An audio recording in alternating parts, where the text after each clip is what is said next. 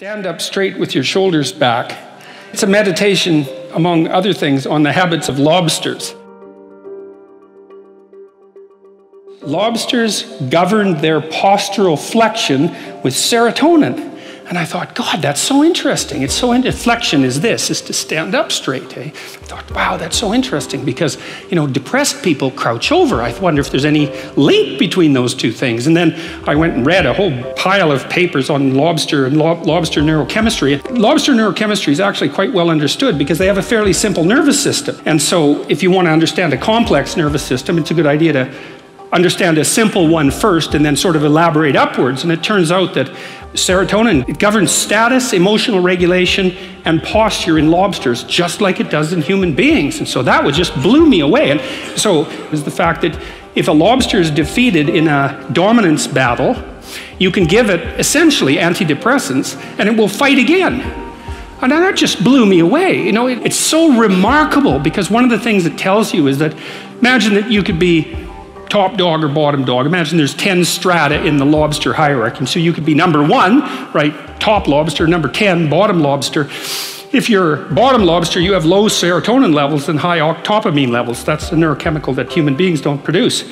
And if you're a top lobster, you have high serotonin levels and low octopamine levels. And you can move a lobster in its dominance hierarchy by moderating its levels of serotonin.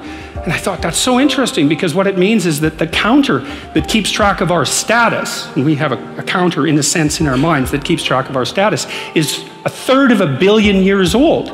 And what that also means is that the idea of the hierarchy, let's call it a dominance hierarchy, because within lobsters it's kind of like a physical prowess hierarchy, something like that. The idea of the hierarchy is at least 350 million years old. And so I read that and I think, well, so much for the idea that human hierarchies are a sociocultural construct. It's like, no, that's wrong.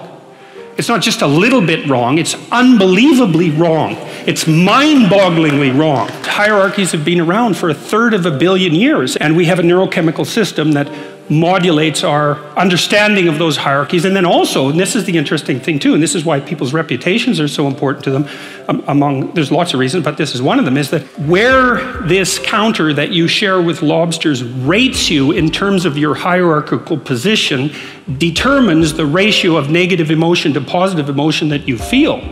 And that's also an absolutely mind-boggling idea for two reasons. One is it tells you why it's so hard on people to be put down.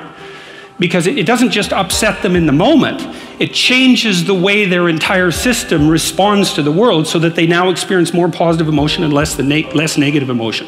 So that's really rough. And then there's a corollary to that too, which is there's a very tight relationship between your belief system and your dominance hierarchy position. It's complicated, but it's worth going through. Like, let's say that, so I have a certain amount of status as a professor, and I have let's call it granted the entitlement to a certain position in a social hierarchy. Now, the question is, why do I have a valid claim to that position? And the answer, hypothetically, is because I know enough so that my claim to the position is valid. So then if you stand up in the audience and challenge my beliefs and show that I'm wrong, you might say, well, I get upset because I'm wrong. But the more accurate reason that I get upset is because you're indicating to the crowd that my position in the hierarchy of authority is invalid.